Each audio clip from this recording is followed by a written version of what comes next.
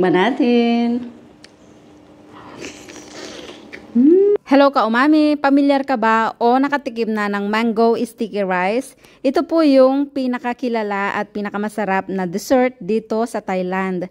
Pero hindi mango sticky rice ang ipapakita ko po sa inyo ngayon dahil meron din silang ibang version. Dahil bukod sa mango sticky rice, meron din po silang langka sticky rice. Bumili po ako for 40 baht at tikman natin. Ayan, so meron po siyang kasamang gata na naka-lastiko. Lastiko is goma. Ganyan po yung packaging ng kanilang manamis-namis, malinamnam na gata at malapot-lapot. So, ilalagay po natin sa ibabaw.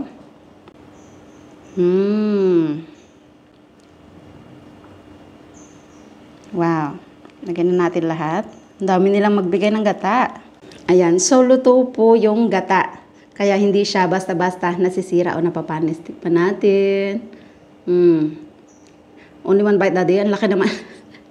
Ang laki, may susubo kaya natin. Tikman natin.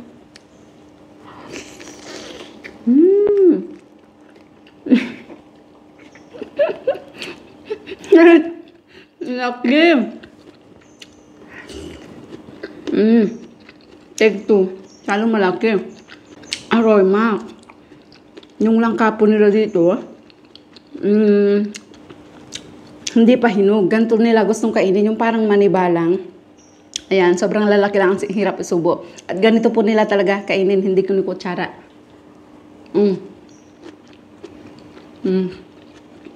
So, take two mga kaumami.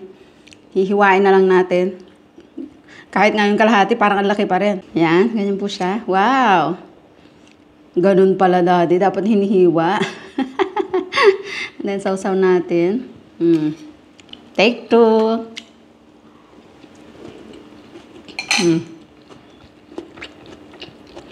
Better.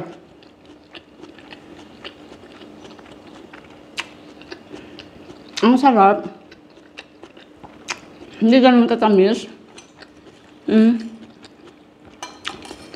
At ang linamnam ng gata. At yung pong dilaw na crispy-crispy sa ibabaw, yun din po yung nilalagay sa mango sticky rice na yellow mung bean. Dilaw na munggo po siya na binalitan at hinati sa gitna na pinakrispy. Yun yung isa pang nagbibigay ng sarap, malat-alas siya.